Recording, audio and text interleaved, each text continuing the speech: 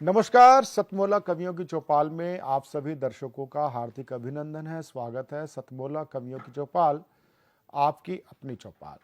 सतमोला कवियों की चौपाल का आज परम सौभाग्य है कि आज हमारे इस कविता की चौपाल में, सतमोला कवियों की चौपाल में, समाज और देश और वसुधैव कुटुंबकम की भावना को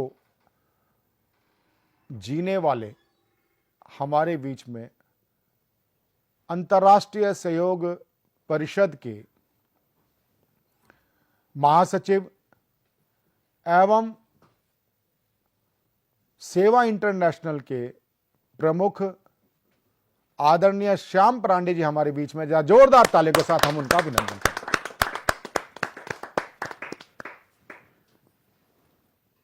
हमारे बीच में देश ही नहीं, वैश्विक स्तर पर जिनकी कविता ने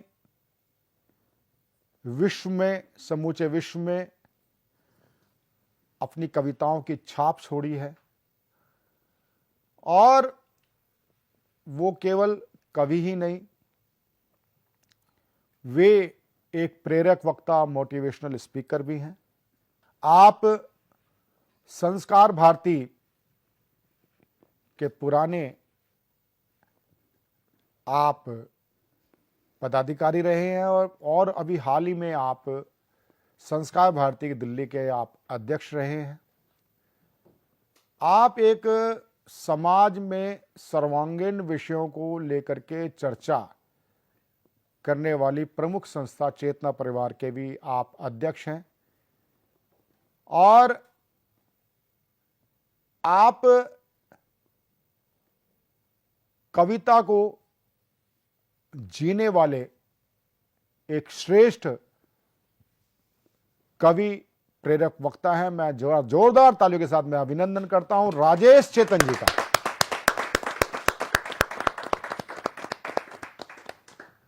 आज जैसे मैंने बताया, हमारा परम सौभाग्य है कि हमारे बीच में अभी उपस्थित होंगी जी न्यूज़ की सुप्रसिद्ध न्यूज़ एंकर मीमांसा मलिक जी भी हमारे बीच में रहेंगी। और अब मैं प्रारंभ करता हूं सतमोला कवियों चौपाल, जिनको सुनने के लिए हम सब लालायित हैं। ऐसे श्रेष्ठ कवि श्री राजेश चेतन जी को दो पंक्तियों के साथ मैं बुलाना चाहता हूं कि मैं उजाला दीप का हूं, दीप बन तिल तिल जला हूं। मैं उजाला दीप का हूं, दीप बन तिल तिल जला हूं।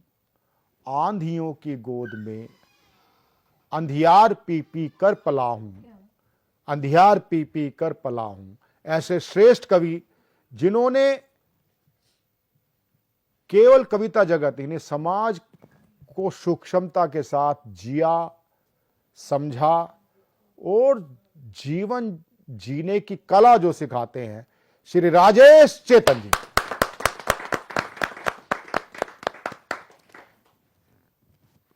बहुत बहुत धन्यवाद प्रवीण आर्य जी, इतना अच्छा परिचय देने के लिए। और बड़े भाई साहब श्याम पांडे जी की उपस्थिति से ये कार्यक्रम अंतर्राष्ट्रीय हो गया है। ये सारे विश्व में भ्रमण करते हैं वो। आप लोगों की तालियों से ही मैं जिंदा रहूंगा, ये देख लेना आप लोग।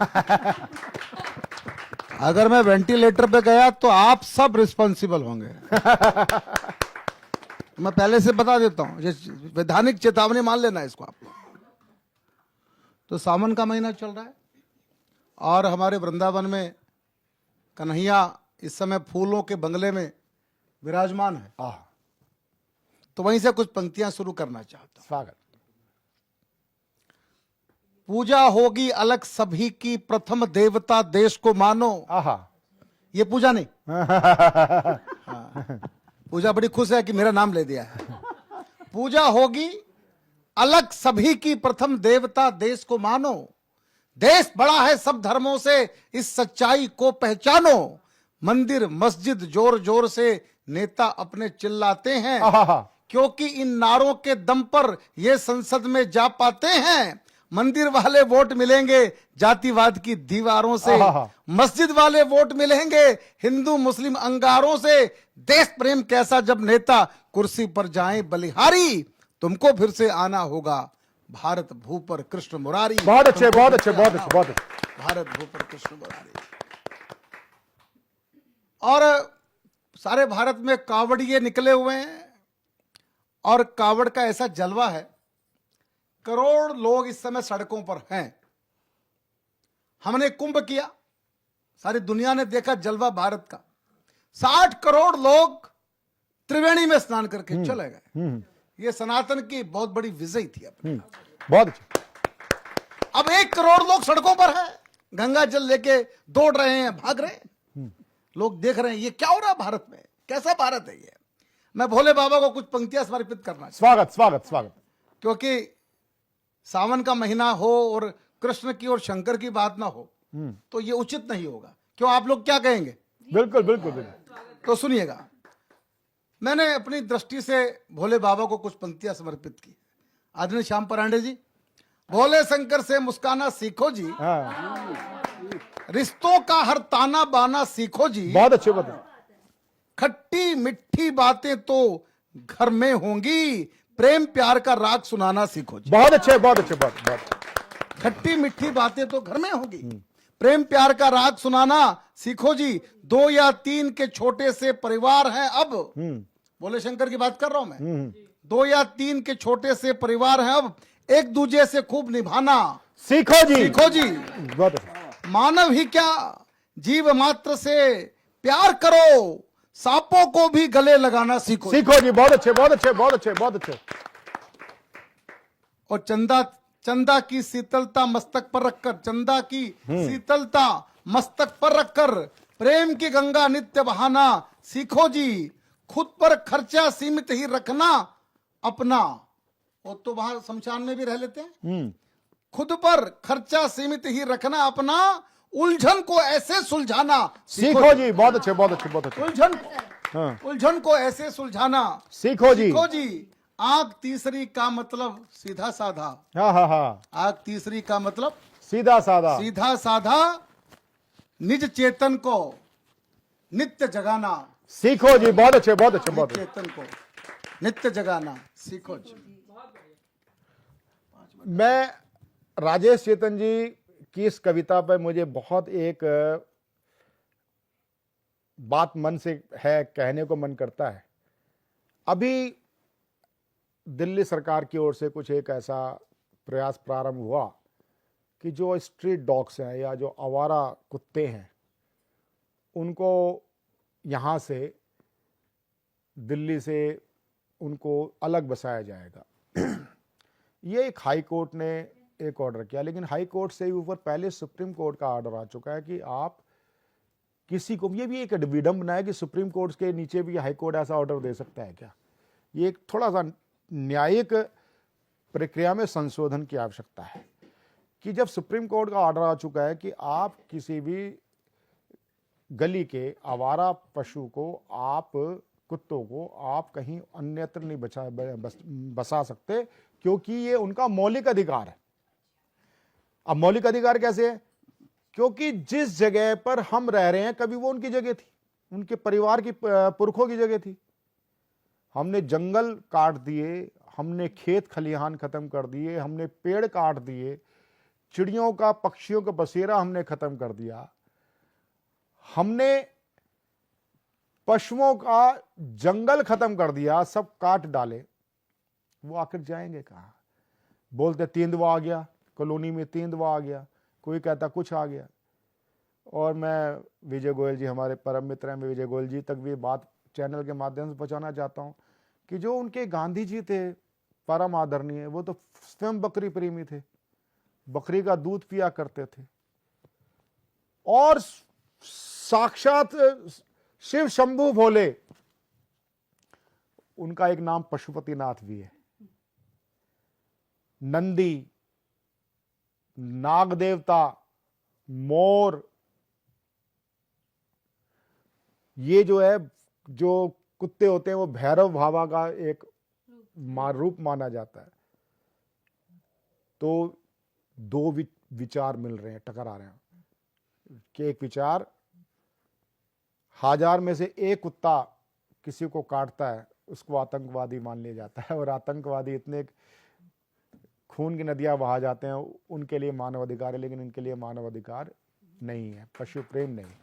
और सावन की इस बेला में राजेश चेतन जी की एक कविता कहीं ना कहीं एक चिंगारी का काम करेगी। मैं राजेश चेतन जी का हार्दिक स्वागत करता हूं। राजेश चेतन जी हमारे श्रेष्ठ और ज्येष्ठ कवि हैं। मैं राजेश चेतन जी से निवेदन करता हूं एक श्रेष्ठ कविता के लिए। राजेश चेतन जी।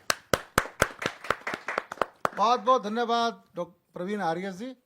और मित्रों, आपका भी बहुत धन्यवाद, इतना अच्छा सपोर्ट कर रहे हैं आप लोग। सच में आप एक्सपोर्ट क्वालिटी के श्रोता हैं, मेरे पास आपके लिए शब्द नहीं है। और अच्छी बात यह है कि कवित्रियां ज्यादा हैं और ये महिलाओं में ज्यादा करुणा होती है, उनको पता है कि किस तरह से दूसरों को सपोर्ट करना होता है। हम लोग तो एक दूसरे की टांगे खींचते रहते हैं। बहुत अच्छे, तो आप लोग बहुत महान हैं, आपका मैं आदर करता हूं और इस कविता की रक्षा करेंगे आप लोग जो मैं पढ़ने जा रहा हूं। पर्यावरण की बात कुछ करूंगा।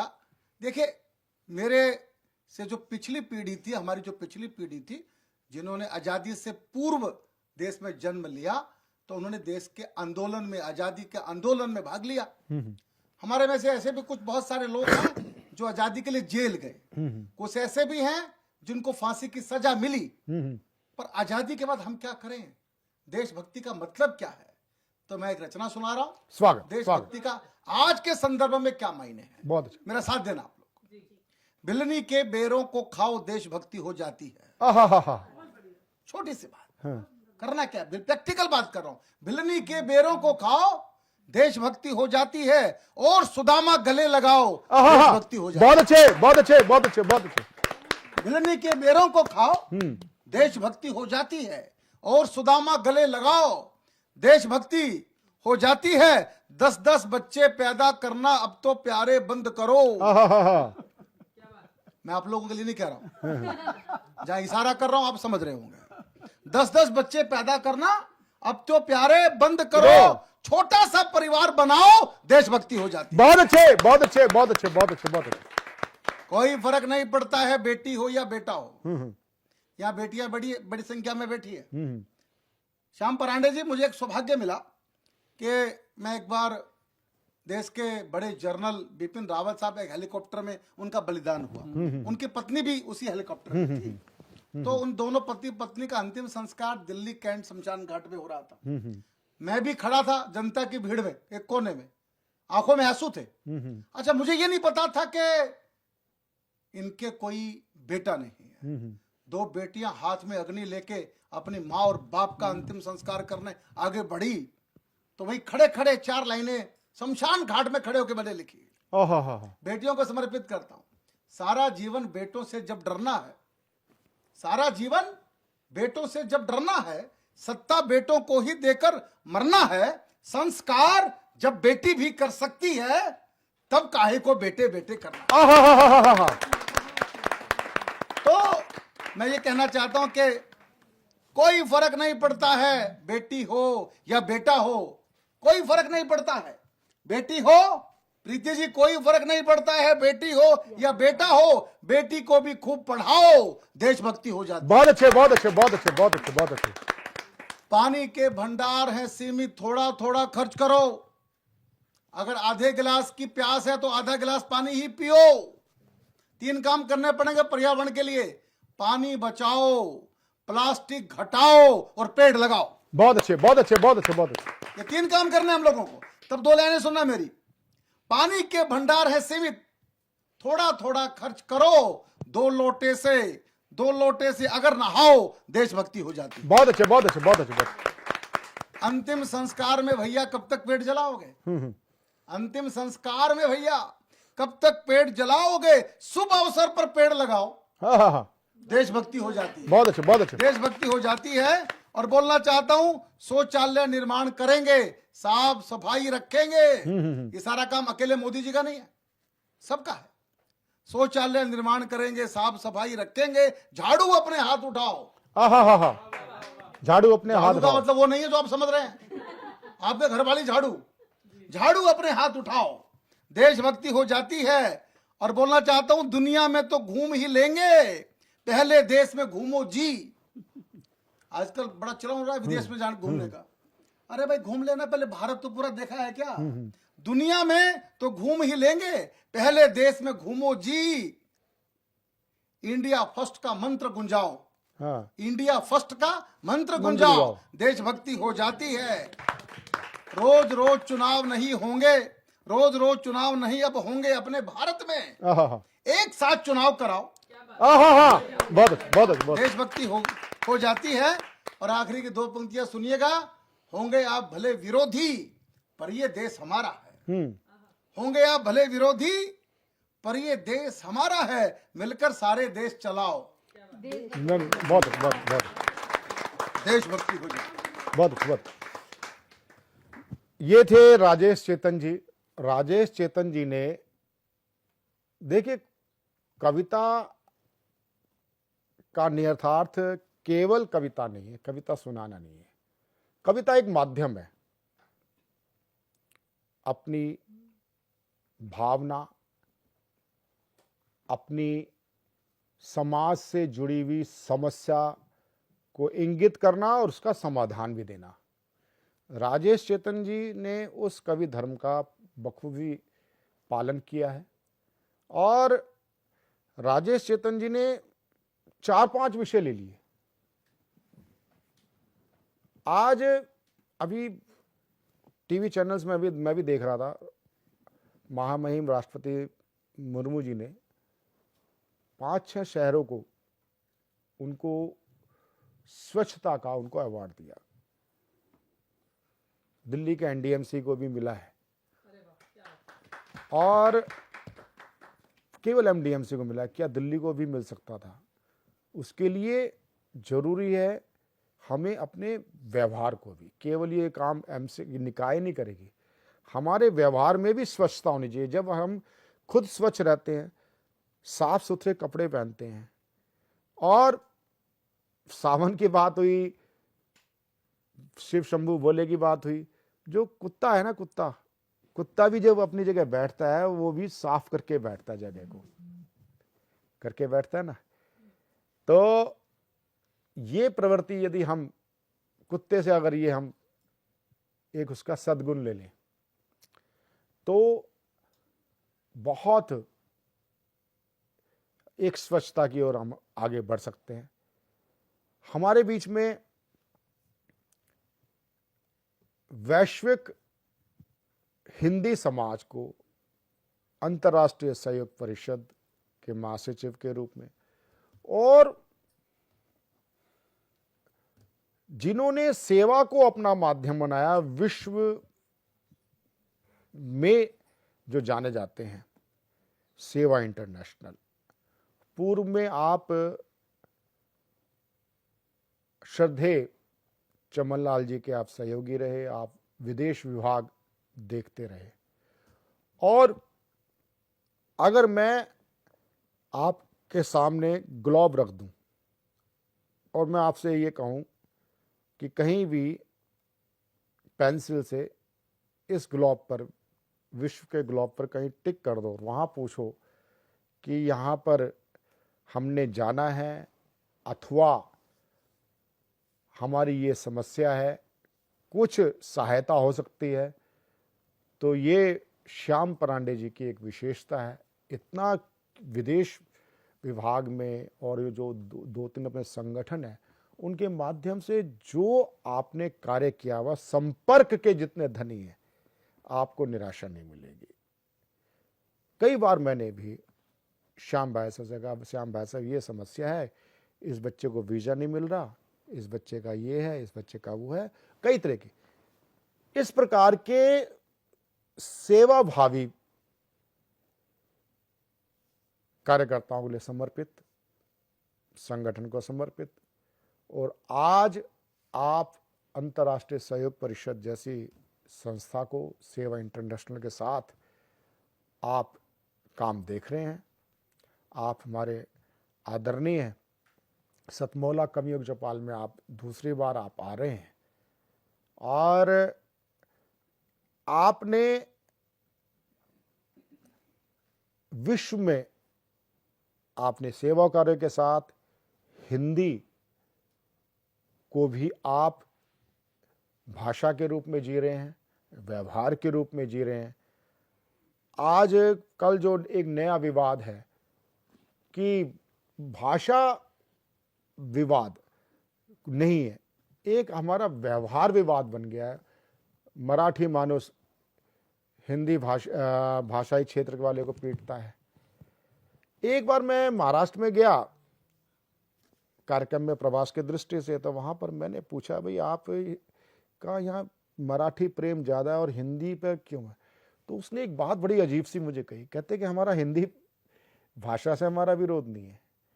कहते जो आजकल हिंदी भाषा के अंदर जो घालमेल हो गया है ना, कई शब्द समाहित हो, कहते हमें संस्कृत निष्ठ हिंदी से कोई आपत्ति नहीं है, संस्कृत निष्ठ हिंदी से आपत्ति नहीं है, एक पक्ष ये भी हो सकता है, लेकिन भाषाएं तो सभी अपनी है।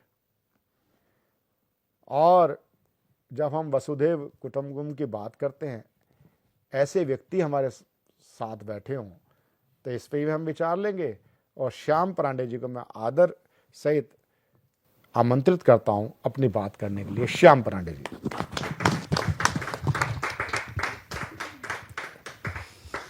बहुत बहुत धन्यवाद प्रवीण जी, और सतमौला कवियों की इस चौपाल को मेरा प्रणाम।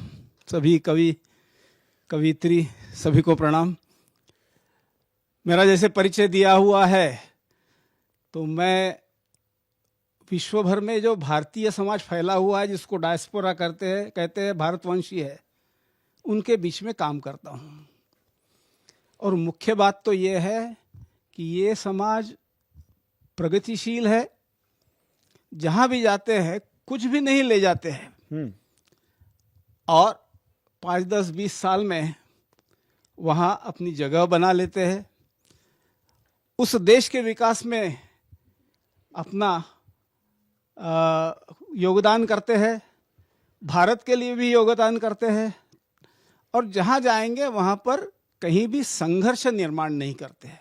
शांति से हमारे यहाँ जो विविधता है, हमारे यहाँ जो डाइवर्सिटी है, वो अपने रग रग में है, अपने हर खून के बिंदु में है, रक्त के बिंदु में है।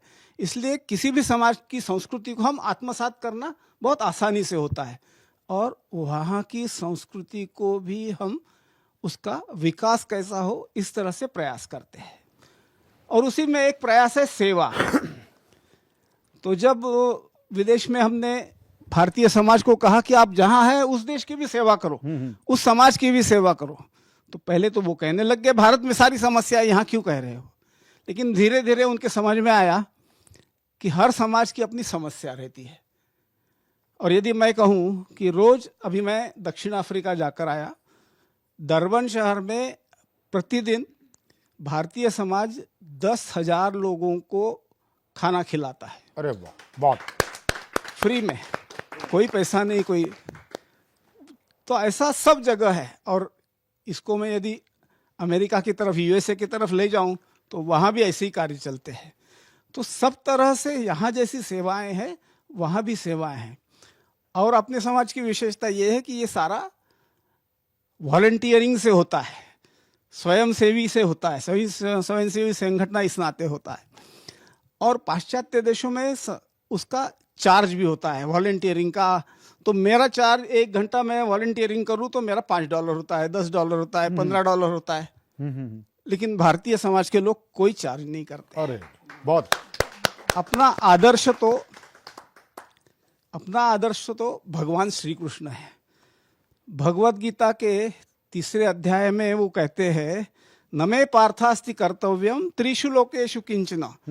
तीनों लोकों में मेरा एक भी कार्य पेंडिंग नहीं है।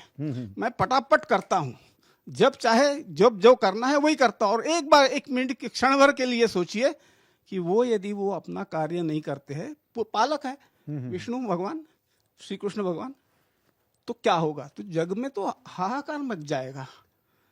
तो न मे पार्थास्ति कर्तव्यम त्रिषु लोकेषु किंचन नानवाप्तम अवाप्तव्यम। मेरे से जो अपेक्षित है वो तो करता ही हूं, मुझसे जो अपेक्षित नहीं है वो भी करता हूं। यानी मैं लोगों को मदद करता हूं और वॉलंटियरिंग करता हूं।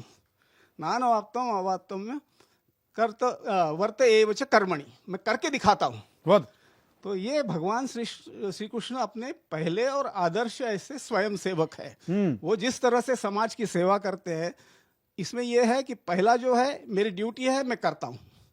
दूसरा है कि मैं मेरे साथियों के साथ करता हूं तो उनका भी स्तर ऊपर हो जाए। और जब मैं समाज के लिए करता हूं तो वो मैं समाज को पूरी तरह से समर्पित कर देता हूं। तो ये पहला है कंट्रीब्यूशन, पहला है ड्यूटी, दूसरा है कंट्रीब्यूशन और तीसरा है ऑफरिंग यानी चढ़ावा। तो मैं इस तरह से भगवान को जैसे चढ़ाता हूं, वैसे ही हिंदू समाज, भारतीय समाज जहां भी है वहां सेवा करता है। अभी सेवा इंटरनेशनल का कार्य 40 देशों में है सक्रियता से। और विशेषकर बताना है तो यूक्रेन युद्ध के समय जो भारत के बच्चे वहां थे, विद्यार्थी थे, तो 6000 विद्यार्थियों को वापस लाया। बहुत अच्छे, बहुत अच्छे, उनको ये मदद बिल्कुल की। उसके बाद वहाँ एक नाइजीरिया के कीव में नाइजीरिया के जो एम्बेसडर है, राजदूत है, उन्होंने पूछा कि अफ्रीकन विद्यार्थियों के लिए नहीं करोगे तुम? तो अपने एक लोगों ने कहा कि हाँ हाँ करेंगे, क्यों नहीं करेंगे। तो 1200 विद्यार्थी 5 देशों के, अफ्रीकन देशों के, उनको मदद की, बाहर लाया। और आखिरी में 32,000 यूक्रेनियंस को 4 देशों में बाहर जाने के लिए व्यवस्था कर दी।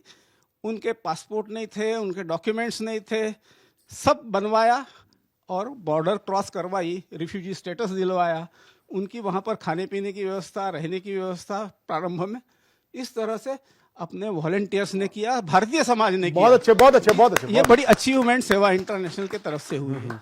तो ऐसा जग भर में ये कार्य चलता है। तो बहुत बहुत धन्यवाद। नहीं, अभी धन्यवाद नहीं, अभी तो कुछ जानकारी आपसे और चाहिए, आप रखिए इसको।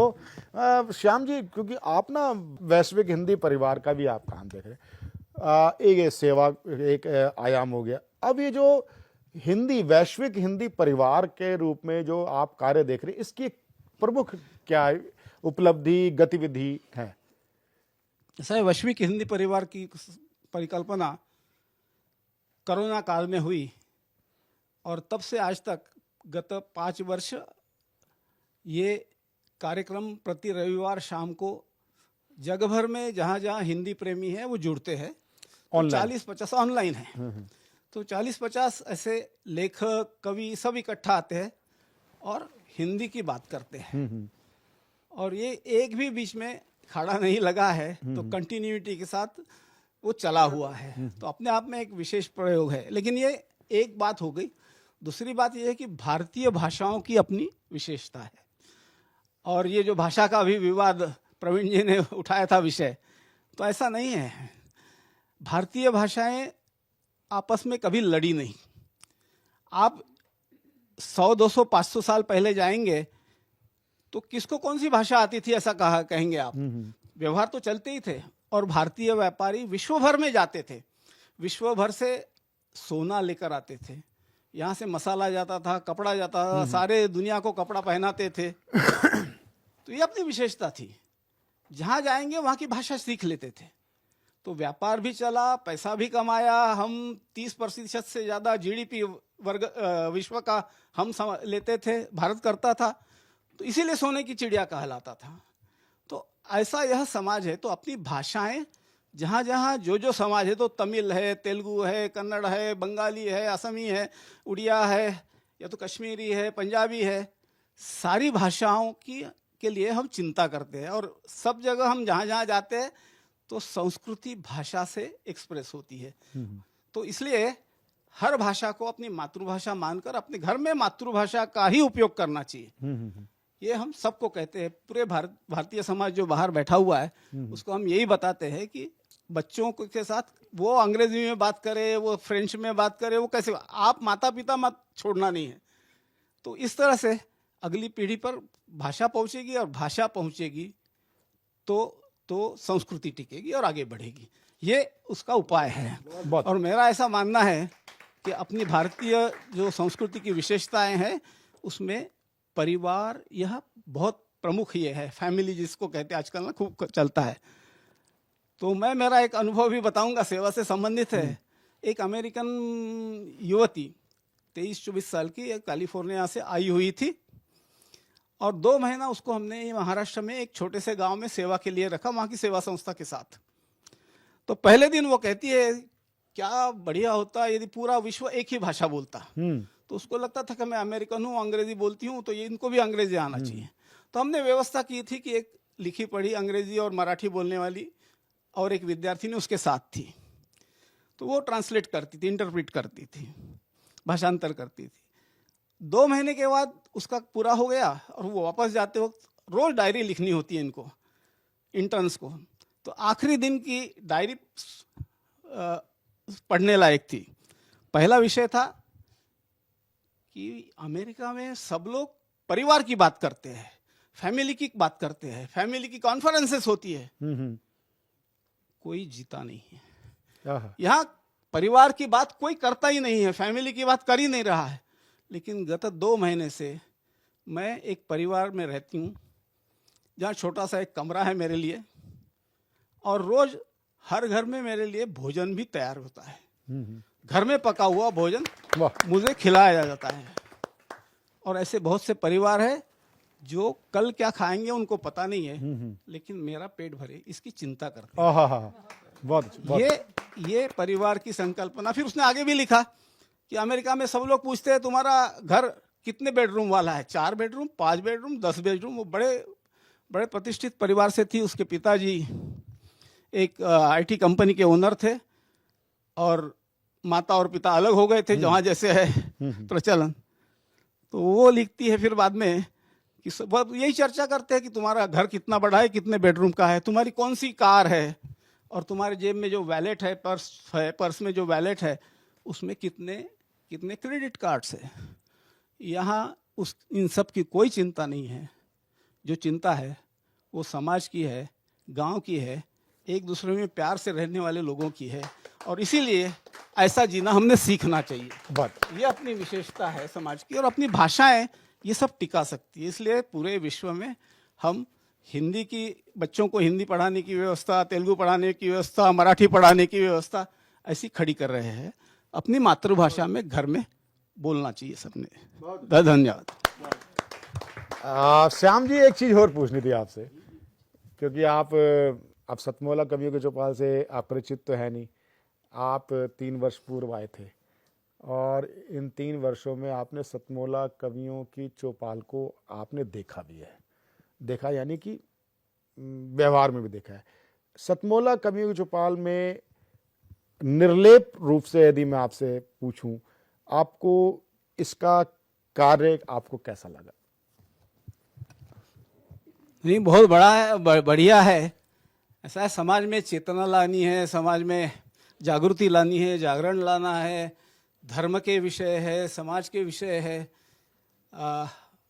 मूल्य है, अपने जीवन मूल्य है। इनको आगे बढ़ाने का सबसे सक्षम मार्ग ये कविता के थ्रू है, और कवियों के माध्यम से ये आगे बढ़ सकता है, आसानी से बढ़ सकता है, जनरेशन टू जनरेशन, पीढ़ी दर पीढ़ी आगे बढ़ सकता है। और सतमोला ये जो प्लेटफॉर्म है ये वो कर रहा है, तो ये बहुत अच्छा है, आगे बढ़ाना चाहिए। और नियमितता से आप कर रहे हैं तो इसको जरूर इसका यशस्वी है, और आगे और फल मिलेगा। धन्यवाद श्याम जी। मैं अब एक जानकारी आप सबको देना चाहता हूं। श्याम जी ने सतमोला कवियों चौपाल के लिए भी शुभेच्छा रखी। हमारी जो इस सतमोला कवियों चौपाल में कविता पाठ कर चुके हैं, और सतमोला कवियों चौपाल में जो परिवार के अंग बन चुके हैं वो 15,000 से बढ़ कर के 16,500 कवि हो चुके हैं। और इसमें सबसे बड़ी बात यह है कि केवल हिंदी नहीं, सभी भारतीय भाषा के कवि हैं, क्योंकि हमने इस कविता के कार्यक्रम को कभी हमने टीआरपी के लेवल पे हमने इसको आका नहीं ना जाने दिया, क्योंकि इसमें मलयाली कवि भी आता है, तमिल कवि भी आता है, मराठी कवि भी आता है, उड़िया कवि भी आता है, सिंधी कवि भी आता है। ऐसी कौन सी भारतीय भाषा नहीं है जिसका कवि हमारे टीवी शो पे कविता पाठ करके ना गया हो, और उतनी ही तत्परता के तल्लीनता के साथ उसको सुना जाता है, क्योंकि हम उसको एक अतिरिक्त समय देते हैं। कविता पाठ करने से पहले वो कविता का अनुवाद प्रस्तुत करता है, और ये एक अनूठा प्रयोग सतमोला कवियों की चौपाल की ओर से रहा है। राजेश चेतन जी भी आज से नहीं सतमोला कवियों की चौपाल से जुड़े, सतमोला कवियों की चौपाल के प्रारंभ से जुड़े हुए, बीच बीच में अपना हमें अमूल्य समय देते हैं, क्योंकि आप भी वैश्विक स्तर के आप कवि हैं, और विदेशों में आप काव्य पाठ के लिए भी जाते हैं, आप मोटिवेशनल स्पीकिंग के लिए भी जाते हैं, आप जीवन जीने की कला सिखाने के लिए जाते हैं, आप भिवानी परिवार से भी जुड़े हुए हैं, आप चेतना परिवार के आप प्रमुख हैं। तो मैं ऐसे व्यक्तित्व के लिए जो मैंने गीत की जो 2 पंक्ति थी, उस पंक्ति थी, मैं उजाला दीप का हूँ, दीप बन तिल तिल जला हूँ, आंधियों की गोंद में अंधियार पी पी कर पला हूँ। और 2 पंक्तियां और इनके लिए निकलती हैं कि सीख जीना मीत मुझसे, सीख जीना मीत मुझसे, एक जीने की कला हूं, मैं उजाला दीप का हूं, दीप बन तिल तिल जला हूं। राजेश चेतन जी। आदरणीय प्रवीण आर्य जी को ये याद करवा दूं कि मुझे आपके पूज्य पिताजी आचार्य जगदीश जी के साथ भी कविता पढ़ने का सौभाग्य प्राप्त। तो प्रवीण जी के परिवार से मेरा पीढ़ी दर पीढ़ी का रिश्ता है। और आदरणीय श्याम परांडे जी, मैं एक सूचना आपको और दे दूं, आपके संस्मरण में जोड़ लीजिए आप। 1500 लोगों का भिवानी परिवार मैत्री संघ है, और कोविड में दिल्ली की बेस्ट एनजीओ का अवार्ड हमको पांचजन्य ने दिया। बहुत अच्छे, बहुत अच्छे। लेकिन ये ताली बजाने की बात अब मैं बताने जा रहा हूं। हमको जो पहला ऑक्सीजन कंसंट्रेटर प्राप्त हुआ वो सेवा इंटरनेशनल ने हमको दिया। बड़े बहुत। उस समय में देश में बड़ी हालत खराब थी, ऐसे में सेवा इंटरनेशनल का पहला कंसंट्रेटर बिहारी परिवार के पास पहुंचा। और यही नहीं, हमने जो भी सेवा इंटरनेशनल से, सेवा भारती के माध्यम से जो भी चीजें उनसे मांगी वो तुरंत उपलब्ध करवाई गई। तो बड़ा काम था वो अपने आप में सेवा इंटरनेशनल का। 12,000 कंसंट्रेटर। बहुत अच्छे, एक बार जोरदार ताली के साथ हम स्वागत। तो एक कविता आपको हास्य व्यंग्य की सुनाता हूँ, क्योंकि आप लोग बहुत टेंशन में बैठे हो। मुझे इतने तनाव में लोग अच्छे नहीं लगते बिल्कुल भी। मैं चेहरों पे मुस्कान चाहता हूँ सबके। स्वागत स्वागत। तो 15 अगस्त बिल्कुल दरवाजे पर दस्तक दे रहा है, तो मैं कविता आपको सुनाता हूँ, तिरंगा। ये हास्य व्यंग्य की कविता है। स्वागत। और इसका आनंद लीजिएगा। और भारतीय बनकर कविता को सुनना, हिंदू मुसलमान की दीवारों से बाहर आकर कविता को सुनना। एक पुराना सा जोक चलता है अपने समाज में। वो बोला, वो पूछा सरदार जी से, भारत के तिरंगे झंडे में केसरिया रंग हिंदुओं का, हरा रंग मुसलमानों का, सफेद रंग ईसाई का। बोला, आपका तो कुछ भी नहीं। अरे बोला, है क्यों नहीं? बोला, डंडा तो अपना ही है। ये बात आपने सुन रखी थी, बस मैंने इसको आगे बढ़ाया है। कविता सुनिएगा। हिंदू मुस्लिम सिख ईसाई एक ट्रक पे सवार कर रहे थे तिरंगे झंडे पर विचार। हिंदू ने कहा, हम है गांधी के बेटे लायक, अहिंसा के नायक, वंदे मातरम के गायक, छोड़ चुके हैं केसर की घाटी, क्योंकि हमको प्यारी है भारत की माटी। हम है भारत पर कुर्बान, इसलिए ये रंग केसरिया, ये हमारी शान। बहुत बहुत धन्यवाद आप सबका।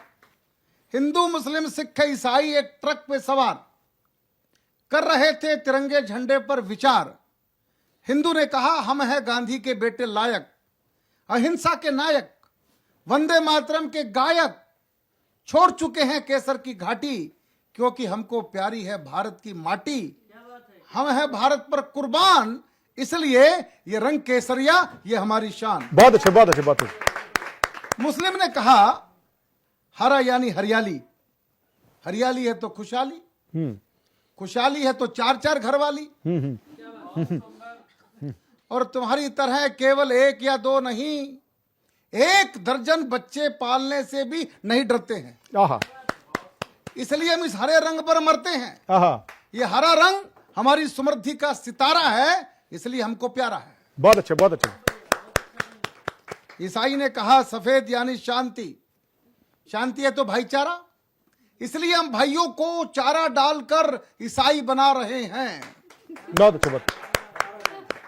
मंदिर मस्जिद गुरुद्वारों पर सफेद झंडा लहरा रहे हैं, और जिस दिन भारत के कोने कोने में ईसाइयत का झंडा लहराएगा, उस दिन ईसा मसीह भारत में जरूर आएगा। बहुत अच्छे, बहुत अच्छे, बहुत अच्छे। ईसा मसीह को कीजिए सलाम और करिए तिरंगे को प्रणाम। सरदार जी बोले, जो बोले सो निहाल, और सब कहो सत श्री अकाल। सत श्री अकाल, जय। और बताओ कि पहले मुर्गी आई थी कि अंडा, हैं। तो क्या कर लेगा तुम्हारा झंडा, आहा, जो साथ में नहीं होगा डंडा। इसलिए झंडे में डंडे की शान निराली है, और इस डंडे से ही भारत की रखवाली है। बहुत अच्छे, बहुत अच्छे, बहुत अच्छे। तो हम है भारत के चौकीदार, पंच प्यारों के अवतार, देश की रक्षा ये हमारा नारा है, इसलिए ये डंडा हमको प्यारा है। बहुत अच्छे, बहुत अच्छे। इन चारों की बात को सुनकर ट्रक ड्राइवर को गुस्सा आया, जोर का ब्रेक लगाया और कहा झंडा डंडा तो ठीक, अशोक का चक्का भूल गए और अपने अपने मजहब पर ही भूल गए। और मुझे तो लगता है ये अशोक का नहीं, मेरे अशोक का ट्रक दा चक्का है। वाह, अशोक ट्रक के चक्का है। और ये हम ड्राइवरों की पहचान का पक्का है। कविता यहां से शुरू होती है, और तुम चारों भी भारत के इस ट्रक के पहिए बन जाओ, और इस ट्रक में पंचर करने के बजाय मिलकर कदम बढ़ाओ, तो ये ट्रक नहीं, भारत के विकास का रथ बन जाएगा। आहा, बहुत अच्छे, बहुत अच्छे, बहुत अच्छे। तो ये ट्रक नहीं, भारत के विकास का रथ बन जाएगा, और इस पर सवार भारत नहीं, विश्व गुरु कहलाएगा। बहुत अच्छे, बहुत अच्छे, बहुत गुरु अच्छे, कहलाएगा, बहुत अच्छे। विश्व गुरु कहलाएगा। ये थे राजेश चेतन जी। राजेश चेतन जी की आपने हमारे शो में पहले भी कई प्रकार की आपने रचनाएं सुनी हैं। इनके हर रचना का एक अलग रूप होता है, एक अलग रंग होता है। हास्य, व्यंग, और मैं एक लोभ नहीं छोड़ना चाह रहा। मैं राजेश जी से अभी और मैं कविता सुनना चाहूंगा। कमर्शियल ब्रेक के बाद मिलते हैं सतमोला कवियों की चौपाल में।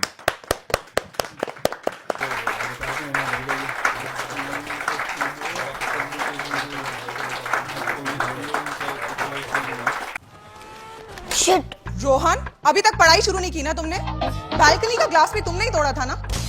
तुम्हारे पापा को बताऊंगी। मम्मा, मैंने ग्लास के साथ एक फ्लावर पॉट भी तोड़ा था। हाँ? सतमोला खाओ, कुछ भी पचा।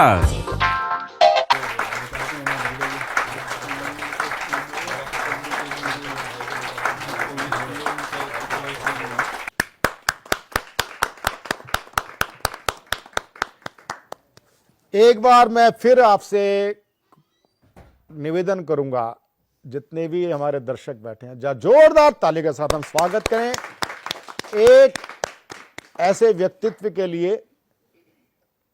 हमारे आज स्टूडियो में, हमारे सतमोला कवियों की चौपाल में उपस्थित हो चुकी हैं, देश ही नहीं बल्कि वैश्विक स्तर पर पत्रकारिता के लिए आदर्श उच्च मानदंड स्थापित करने वाले न्यूज एंकर सुश्री मीमांसा मलिक।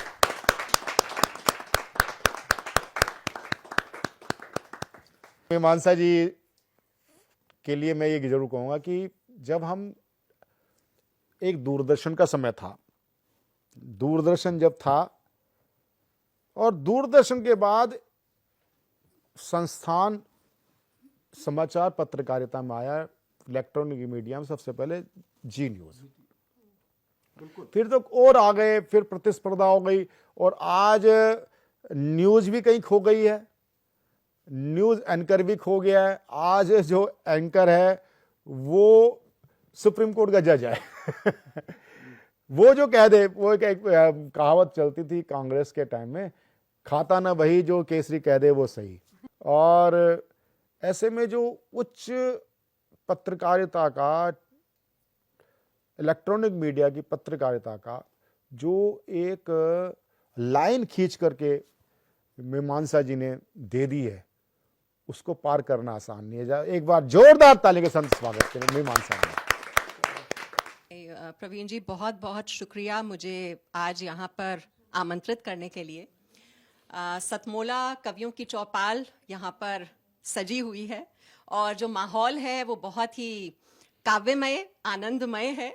और मुझे यहाँ आकर मैंने थोड़ी ही कविताएं सुनी, हालांकि राजेश जी की और प्रीति जी की, तो बहुत ही आनंद मुझे मिला और मन बहुत आनंदित हो उठता है जब भी आप रचनाओं को बहुत करीब से इतना सुनते हैं और आपको उनकी प्रशंसा करने का मौका मिले, तो इससे अच्छी और क्या बात हो सकती है। और मैं तो कहूँगी कि ये एक उत्कृष्ट मंच है जहाँ पर साहित्यकारों, लेखकों और कवियों को अपनी प्रतिभा दिखाने का ये मौका मिलता है।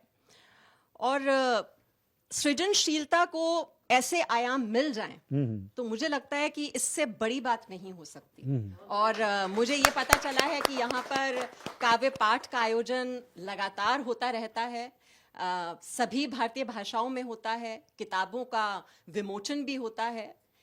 तो जो अब इस क्षेत्र में जो पनपते हुए युवा प्रतिभा को ये मौका देना, ऐसा मंच उन्हें उपलब्ध कराना, मुझे लगता है प्रवीण जी आप बधाई के पात्र हैं, जो पिछले 22 साल से लगातार इस दिशा में प्रयासरत हैं। और ये प्रयत्न जो है आपका इसी तरह से आगे भी चलता रहे, ये कामना मैं करती हूँ। बहुत बहुत शुक्रिया मुझे यहाँ पर आज इतने बड़े साहित्यकारों, कवियों के बीच मुझे उपस्थित करने के लिए और ये मौका देने के लिए कि मैं एक श्रोता के रूप में ही सही, लेकिन उन कविताओं का आनंद मैं ले सकूं। मीमांसा जी, एक बात है कि क्योंकि आजकल तो सभी न्यूज़ चैनल्स ने कवियों को आमंत्रित करना प्रारंभ कर दिया है। एक चैनल लपेटे में नेताजी, भैया जी, कई तरह के प्रोग्राम हैं और कवि संग्राम। आजकल तो कविताओं के ऐसे भी कार्यक्रम होने प्रारंभ हो गए,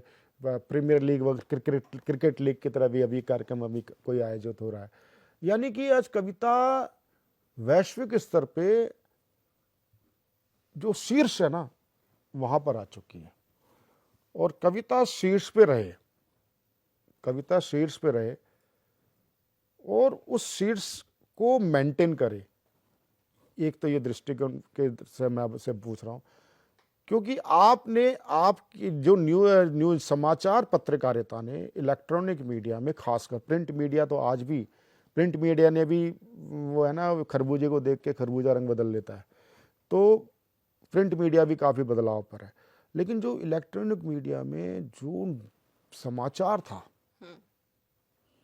समाचार अवरोही क्रम में नीचे आ रहा है, कविता अवरोही क्रम में ना नीचे आए, इसके बारे में आप क्या कहेंगे? देखिए, मेरा मानना है कि चाहे कवि हो, लेखक हो, पत्रकार हो, वो समाज के प्रहरी की भूमिका निभाता है। और समाज में जो कुछ हो रहा है, समाज का आईना भी उसी के जरिए लोगों तक पहुंचता है। तो ये एक बहुत बड़ी जिम्मेदारी होती है। चूंकि मैंने इतना वक्त पत्रकारिता के क्षेत्र में बिताया है, तो मुझे लगता है कि पत्रकार का काम जो है वो सिर्फ सूचनाओं का संचार नहीं, सिर्फ सूचना का संचार वो नहीं है मात्र उसकी जिम्मेदारी, बल्कि अपनी व्यक्तिगत भावनाओं को अलग रखते हुए सही, सटीक और निष्पक्ष जानकारी लोगों तक पहुंचाना, सार्थक बहस को बढ़ावा देना, लोगों को जागरूक करना, समाज में क्या हो रहा है, चाहे वो सत्ता पक्ष में बैठे हुए लोग ही भले ही क्यों ना हो, उनकी गलतियों और कुप्रबंधन को उजागर करना, उन लोगों की आवाज बनना जिन्हें आमतौर पर नजरअंदाज कर दिया जाता है, और समाज में सकारात्मक बदलाव लाना, यह भी उसकी जिम्मेदारी है। तो ये जिम्मेदारी कहीं ना कहीं आप उसे चाहे अप्रत्यक्ष रूप से कहें तो ये कवि और लेखक भी करते हैं, क्योंकि वही समाज का आईना लोगों के बीच लेकर जाते हैं। अब आप जब एक पत्रकार होते हैं तो मेरा जो 2.5 दशक का जो ये अनुभव रहा, इसमें कोशिश यही रही कि जो कुछ भी समाज में घट रहा है, अलग अलग विचार हैं, अलग अलग मुद्दे हैं, देश विदेश में होने वाली घटनाएं हैं, उन्हें आप लोगों तक लेकर जाएं। और जो मैं कहूंगी कि मैंने अपने इस क्षेत्र में हर तरह के लोगों से संवाद किया, आम लोगों से लेकर खास लोग, चाहे वो शीर्ष पर बैठे हुए राजनेता हों, चाहे वो खिलाड़ी हों, चाहे वो कलाकार हों, वैज्ञानिक हों, व्यापारी हों, हर वर्ग के लोगों से संवाद करने का मौका, उनके जीवन के मर्म, उनकी चुनौतियां, उनकी उपलब्धियों को लोगों के बीच लेकर जाना, देश विदेश में घटने वाली घटनाओं को, मुद्दों को, विचारों को लोगों के समक्ष रखना। तो ये इतना बड़ा दायरा जब हो जाता है और जब आपके ऊपर ये जिम्मेदारी होती है कि आप निष्पक्ष तरीके से उन सभी जानकारियों को लोगों के बीच लेकर जाएं, तो मैं कहूंगी कि बहुत कुछ सीखने का मौका लगातार मिलता है। लेकिन आप चाहे पत्रकार हो, चाहे आप एक कवि हो, ईमानदारी से आप अपना काम करें, वो ज्यादा जरूरी होता है। और आजकल एक जरूर कहूंगी कि बहुत कुछ बदलाव आते हुए देखे हैं, उनमें से कुछ सकारात्मक हैं, कुछ नकारात्मक भी हैं। अब सोशल मीडिया ने जो संवाद के तौर तरीके हैं, लोगों के जुड़ने का जो तरीका है, उसमें एक तरह से क्रांति ला दी है। तो बहुत ही सरल और बहुत ही आराम से अब लोगों के बीच मुद्दों और विचारों का आदान प्रदान होता है। लेकिन कई बार गलत जानकारियां भी फैलाई जाती हैं, कई बार नफरत भरे भाषणों को भी प्रमुखता दी जाती है, सेंसेशनलिज्म को बढ़ावा दिया जाता है। तो ऐसे में ये हम सबकी जिम्मेदारी है कि हम बहुत ही सजग रहें, बहुत ही अलर्ट रहें, क्योंकि जब जानकारियों के स्रोत बहुत ज्यादा हो जाते हैं तो ऐसे में वो जानकारी सही सही लोगों तक पहुंच पा रही है, नहीं पहुंच पा रही है, और आप किस पर भरोसा करें, कौन क्रेडिबल है।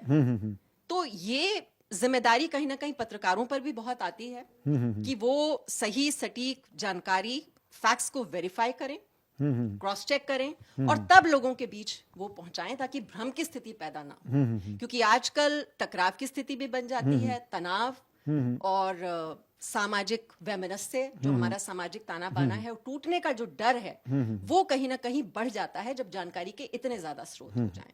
तो वो एक बैलेंस बनाकर चलना, चाहे वो पत्रकार है, चाहे वो कवि है, मुझे लगता है, क्योंकि जो कुछ हम सुनते हैं, जो हमारी युवा पीढ़ी है, वो बहुत ज्यादा प्रभावित होती है, और उसमें मीडिया का बहुत बहुत बड़ा रोल है। मीमांसा जी, काव्य पक्ष का तो मैं जानकार हूं और पत्रकारिता के जानकार आप हैं।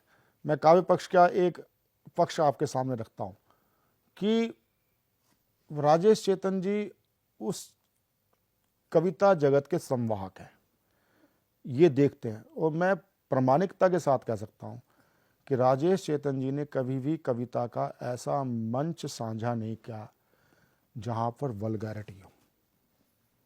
मैं बिल्कुल इस बात को इस कार्यक्रम में मुझे प्रमाणित करने की आवश्यकता नहीं, लेकिन मैंने इनका जीवन देखा है, राजेश चेतन जी का। और ये उस मंच पे या तो गए नहीं, यदि पता चला बाद में तो मंच छोड़ करके नीचे उतर गए। ऐसा इन्होंने जीवन जिया है। और अब आपके जो पत्रकारिता का क्षेत्र, जो पत्रकारिता का आप एक लंबी लाइन आप खींच के गए ना, मुझे कहीं भी किसी भी दृष्टि से पत्रकारिता न्यूज चैनल में कहीं खो गई सी लगती है, गुमशुदा हो गई है। वहां न्यूज एंकर वो एक मदारी की भूमिका में आ गया है। और जो माफ करेंगे चैनल को जो देख रहे हैं कि, और जो बड़े बड़े अच्छे विद्वान व्यक्ति भी आते हैं, वो भी पता नहीं कैसे स्वीकार कर लेते हैं पैनलिस्ट बनने के लिए, और कुछ ऐसे पैनलिस्ट भी बनते हैं जिनका कोई स्तर ही नहीं है, इस्लामिक स्कॉलर के नाम पे क्या बदतमीजी कर जाते हैं, राजनीतिक विश्लेषक के नाते वो पता नहीं क्या क्या बदतमीजी कर जाते हैं। क्या इसका भी एक पैमाना नहीं होना चाहिए? बिल्कुल ठीक कह रहे हैं मतलब एक न्यूज एंकर को मदारी की भूमिका से बाहर निकलना चाहिए।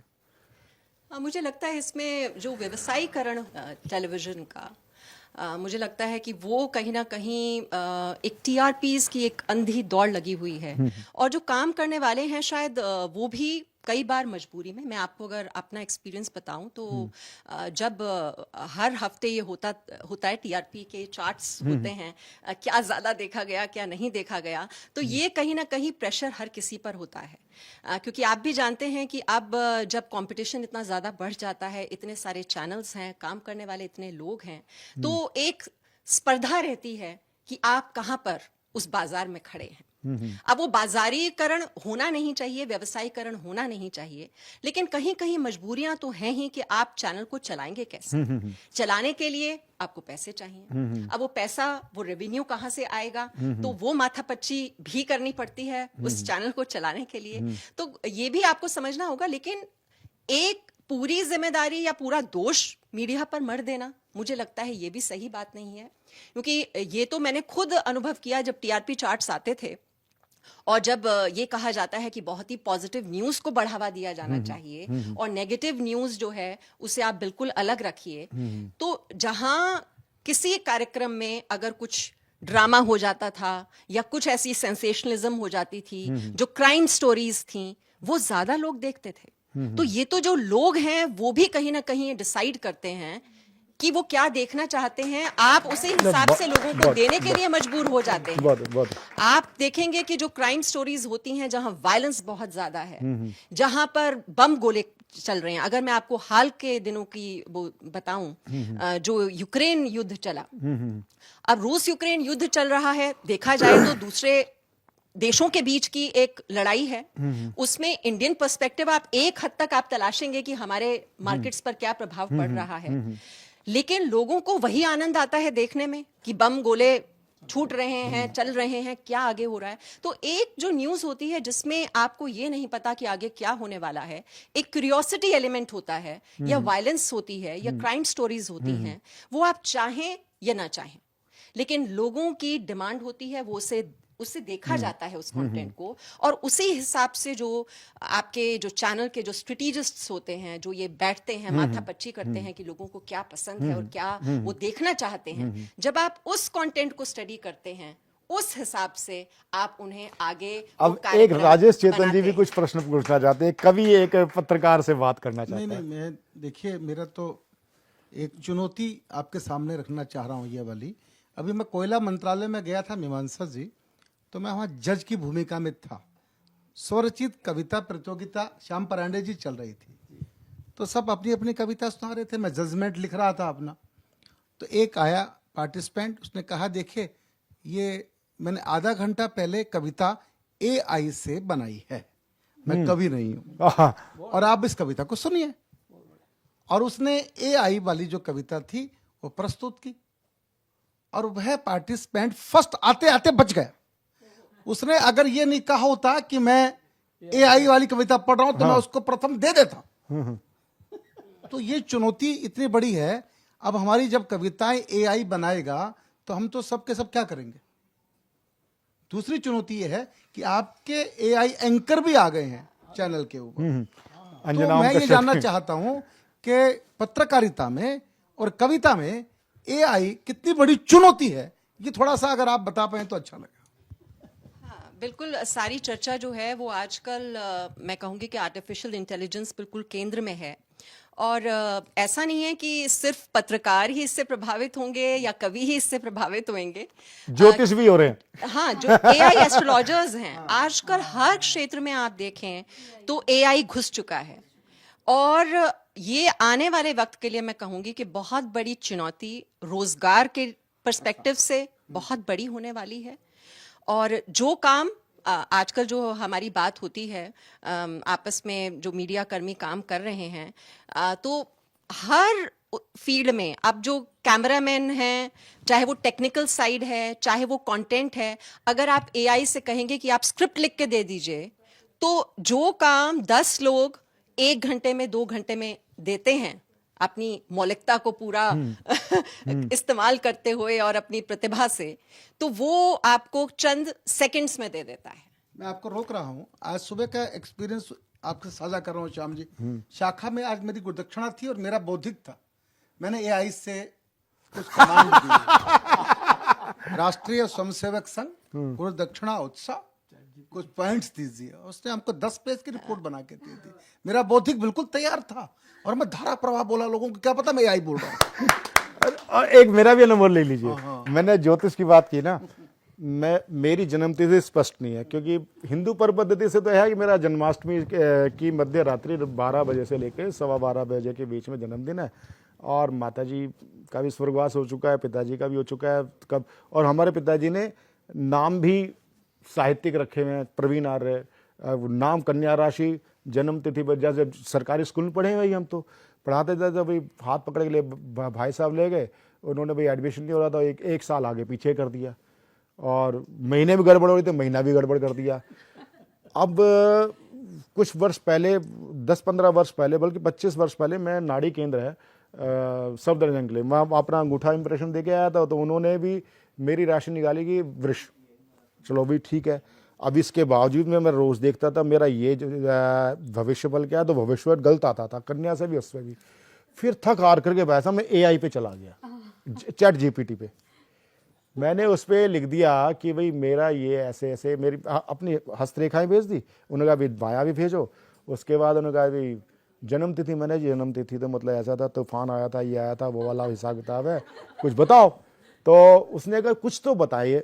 तो मैंने कहा जी मेरी जो जन्म तिथि, बस ये आप ये बताइए कि 1966 या 67 हो सकती है, और जन्माष्टमी की ये तय है, जन्माष्टमी के मध्य रात्रि 12 से 12:15।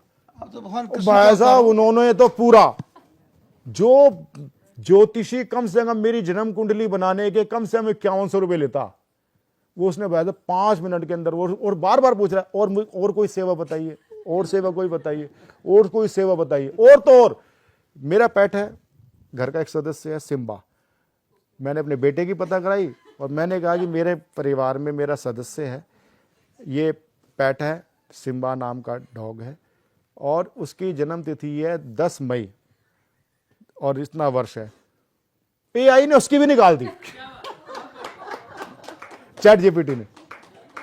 तो ये हास्य का विषय हो सकता है, लेकिन चुनौतियां तो हैं। और एक अपने राजेश जी के भी मित्र हैं, अपने भी मित्र हैं, साझा मित्र हैं, सोनू शर्मा जी बहुत अच्छे मोटिवेशनल स्पीकर हैं, तो हमने एक साथ काम भी किया हुआ है। तो वो कहते हैं भाई चाय जब हम पीते हैं, चाय ठंडी करते हैं, तो उसमें पपड़ी जम जाती है, तो कुछ लोगों को पीने में दिक्कत होती है। तो वो जो चाय पे पपड़ी जमती है ना, वो तत्कालिक समस्या है। समाधान यह है कि आपने चम्मच से उसको साइड में कर दिया, चाय पी ली।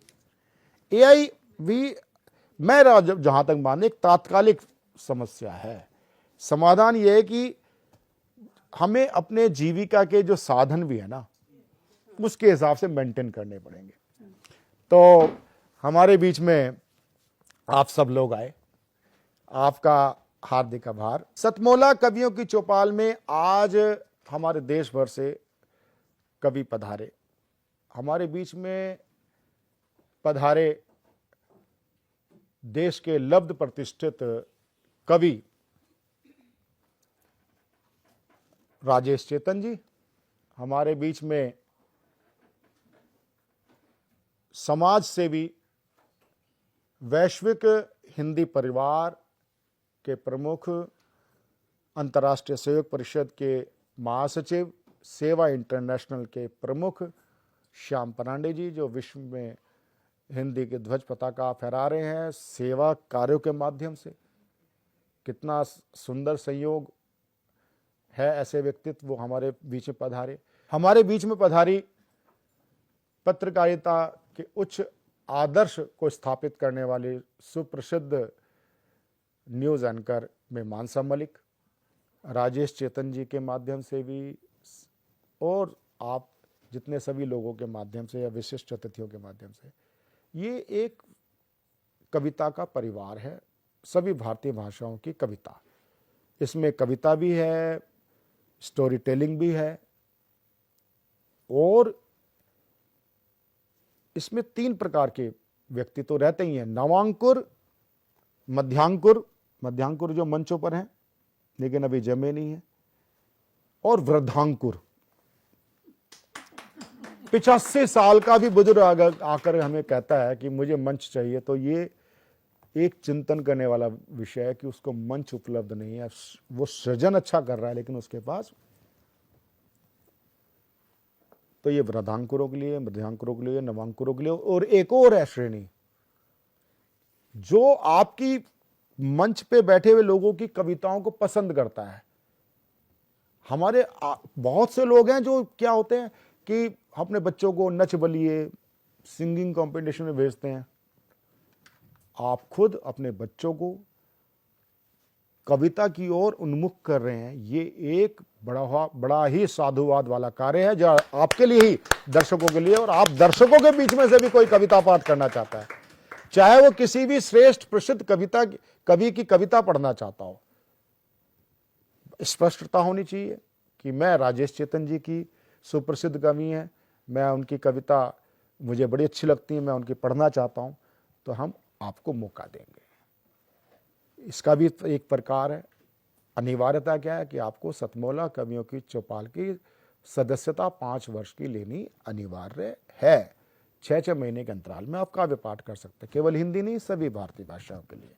टीवी स्क्रॉल पे चल रहे नंबर 9711182183 पर आप हमसे संपर्क कर सकते हैं फोन के द्वारा। मिलते हैं अगले रविवार फिर श्रेष्ठ और ज्येष्ठ कवि और समाज से जुड़े हुए लोगों के साथ। नमस्कार।